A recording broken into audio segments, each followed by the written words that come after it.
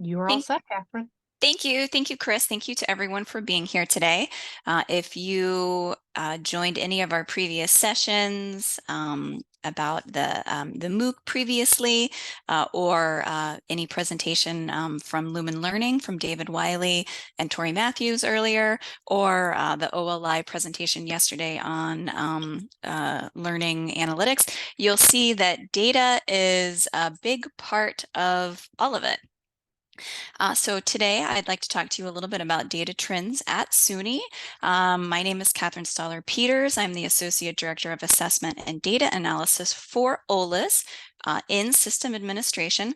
I also work with our SUNY OER services unit of OLIS with Corey and Tony, and help to put together some of the data that we share across the system. So today, for the next 20 minutes, I wanted to talk to you a little bit about the OER data points that we share, a little bit behind how those numbers are created, some more details, a granularity look at sectors within those bigger data points, talk about data sources, broader impacts, trends by the sectors, and how we can connect data. So a little bit about SUNY OER services. I'm sure you've heard a lot about us today.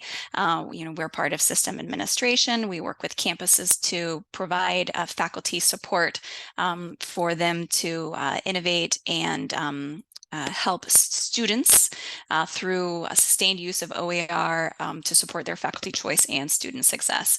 One of the things we do is we partner with Lumen Learning, and we provide ready-to-adopt courses that are available to faculty to choose to present to their students at no cost to students or faculty. So that is a great, reliable source of high-quality open educational resources that are available. So at SUNY, we are here. We want to support students building their future, and SUNY system has 4 pillars that are focusing our work. The pillars include student success, as our provost in charge, Shadi, mentioned this morning, student success, research and scholarship, diversity, equity, inclusion, economic development, and upward mobility. And we see that OER connects to a number of these pillars in terms of providing opportunities for student success, either through the courseware or other OER sources available. That OER can be a form of research and scholarship for faculty who choose to create open resources to share out across their disciplines. We see many ways that OER supports diversity, equity, and inclusion through affordable OER and rapidly updated and co-created content that OER provides an opportunity for, and economic development and upward mobility, again, supporting students by reducing barriers to access through low cost or no cost resources. So just so that we are all on the same definition of what OER is, they're resources that reside in the public domain. They've been released where creators have deeded some of their intellectual property rights to others for free use and repurposing. Within SUNY administration, we define OER course sections as any course containing at least 51% openly licensed materials.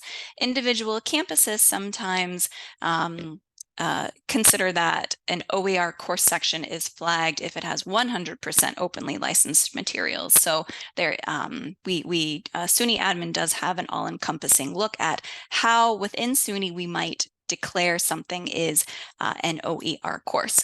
And I'm sure many of you who are OER advocates have seen this quite frequently. This is what OER can do, and many times affordability in learning can be a key driver for why people might choose OER. So, for anybody who is participating who might be on a SUNY campus, they might ask, why is it that data about students taking OER courses, or the number of OER courses presented on my campus, why should that be something that we share in the system in CIRRUS, which is our system capture for institutional research and student information. So why would that be an important thing? So I wanted to point out, take a quick detour and talk about the National Secure Data Services theory of change. So it is this theory of change. It's kind of an economic view of a theory of change. And you can see that there's a number of inputs that lead to a number of outputs that eventually result in outcomes and impacts that can make societal change. So at System, we're trying to determine how to quantify what those outcomes and impacts might be. In order to affect that greater positive social change, which we think OER is a key contributor to, you might also be familiar with this sustainability framework that comes from RPK. In this sustainability framework, it's noted that to build and maintain an infrastructure and culture supporting OER, there are a certain networks of things that have to be built and continued to make sure that OER just isn't started on campuses, but it's actually supported and sustainable. And you'll see key to this is the concept of metrics. So how are we sharing and supporting OER sustainability across campuses? One way, and I'm taking a very specific look at it, from the world of metrics. So where do we get our data? Well, when we're trying to figure out these outputs, outcomes and impacts on students, we are looking at a variety of sources of data. Individual campus student information systems and the processes within those systems to capture which courses are considered OER or flagged in a system feed the SUNY Institutional Research Information System, which we call CIRRUS. We also look at statistics from our vendors, our vendor partners like OLI or Lumen Learning. We can also look at bookstore data to determine traditionally copyrighted materials that have been required for courses that might be being taught where no course materials are assigned, or where no cost course materials might be assigned, or other resources that might be flagged as OER from the bookstore perspective. And we also look at sources of data, the people, talking to students and speaking with faculty. And how do we use this data to look at implementation of OER, student savings, student success, and we can pair that with perception. So back to our look at sustaining OER across the SUNY system, and you can see that the data that we capture can help us evaluate our progress by particular metrics. We can look at implementation metrics, such as the number of OER courses and sections taught. We can look in a basic calculation or in an advanced calculation. We can look at those implementation metrics in specific cases, departments or first-year courses. We're also always interested in student savings, which we get by multiplying OER enrollments with a new textbook cost, or the difference of what we see OER costing and what average costs of textbooks might be. We use a metric of $107 for that. We can also use data, and a lot of this data we get from CIRRUS. We can look at DFW rates, but I do think it's important to note even here that looking at these student success metrics are for diagnostic purposes only, and differences may be attributed to student, faculty, or course characteristics. And if you saw David Wiley's presentation earlier, those are the co-founding variables that engage with student success that we don't always just apply to the results of using OER. But we can adjust for those co-founds through bringing in more pieces of data to try to determine how things that OER services and campuses can support to actually cause that impact, that last component of the theory of change for students. So there's a lot of research out there about how OER can be beneficial.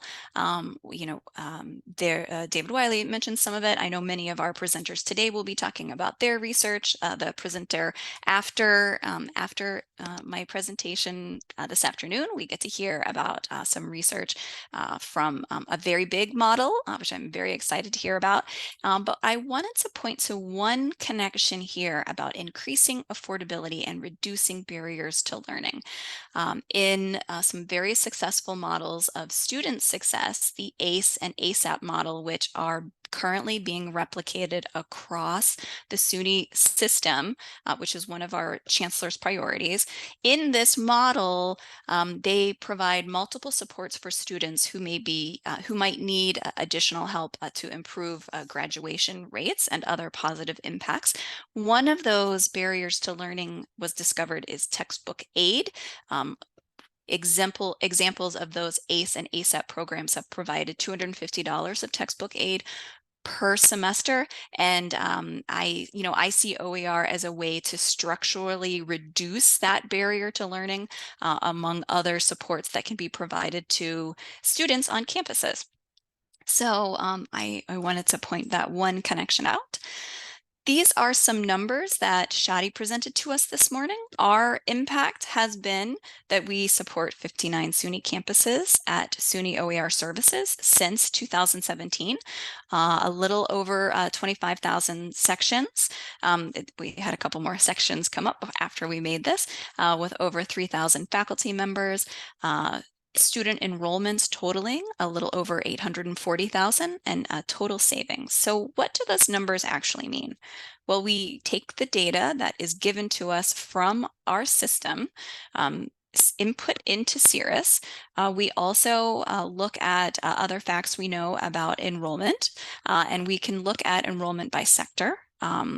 From 2017 to last academic year, we see that community colleges have had the largest enrollment of a student enrollment within OER courses in SUNY, followed by our comprehensive colleges. And we noticed there was a big climb up to about 2021.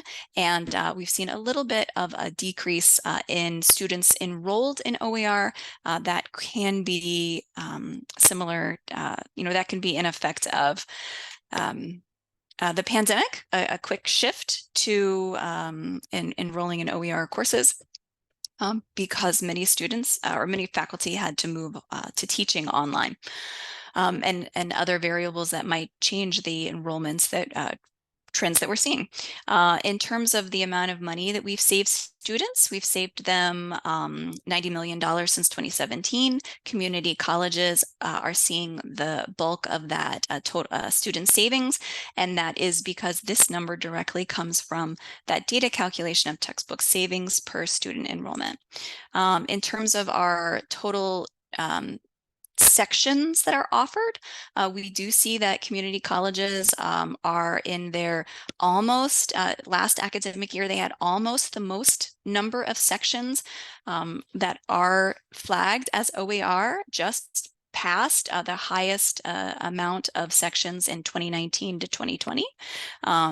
And we see that we also see some increases in technology colleges and the number of OER sections offered. And we are in the second highest amount of university centers providing OER sections. We saw a giant jump in the percentage of OER sections that are taught online. So most community college courses are taught on, they have the highest percentage of online courses. In the height of the pandemic, over 80% of community college courses, over 70% of university center courses, over 60% of technology colleges courses were taught online, but there's been you can see there's been a pattern shift where there's more courses that are OER, the percentage of courses that are OER on campuses, more of them are taught online than prior to the pandemic, but there is still an evening out rate with that. And then just in terms of percentages of OER sections that are taught, that are general education courses, again, community colleges have the highest percentage of general education courses taught. This gray line is our other research and doctoral institutions that are not university centers. The change in that percentage of courses that are general education are that many of those are our health institutions, health services institutions. They don't always have a lot of general education courses, but we see here there's a giant uptick in percentage of general education courses taught by within comprehensive colleges, and we are looking at how community colleges are using OER in their general education courses. Hey, Catherine. Yes. Sorry to interrupt, but you've got 3 minutes. Thank you very much. And I wanted to point out a quick note about student enrollment. There are some interesting things that marrying what is going on campus with CIRRUS shows us. If we're looking at full-time versus part-time enrollment for students, it's about a quarter as part-time.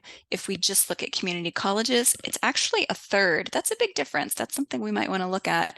But then we notice that, actually, the percentage of students that are community college learners is higher than a third that are part-time. So there may be something about OER courses not necessarily being shared with, not reaching as many part-timers.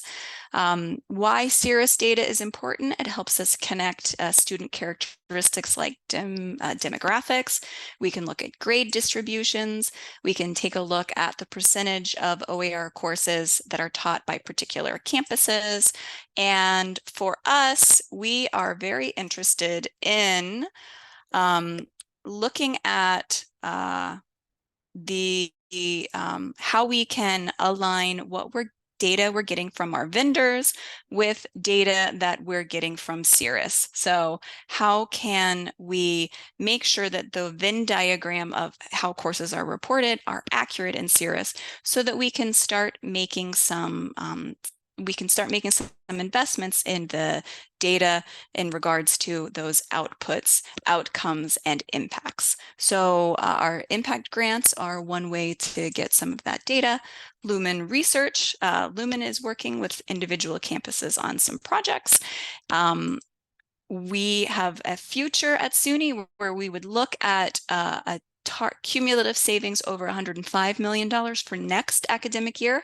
We would have a target of over 925,000 student enrollments. We hope that documentation of student success for individual projects from impact grants can make broader system connections. And the most important part about this is we do need to continue capturing data at SUNY system about this to continue advocating for institutional and state funding to support OER. We do depend on a $4 million annual budget allocation to SUNY OER services to support this work. And the more data we can have to make these to kind of prove these theories of change can be effective for us. So thanks for the time. I know I didn't give us any time for questions. I will stick around for 1 minute between the break, but thank you very much. We have about 10 minutes between now and our next presentation. So if anybody has any questions, feel free to come off mute. Catherine, there is one question from Anna Wong in the chat. It says OER student enrollment data is the SUNY-wide stats, correct? OER student enrollment data is the SUNY-wide stats. Yes. If so, do you also collect individual OER enrollment data? Yes, because the only way we get SUNY-wide statistics is by aggregating the numbers individual campuses through their registrars provide to us. So if any numbers look funny, definitely reach out to your registrar. I did speak to registrars last Friday, and it was a very helpful conversation to learn about their processes and their perspectives on calculating or capturing courses that are flagged as OER. Thank you very much. Is the data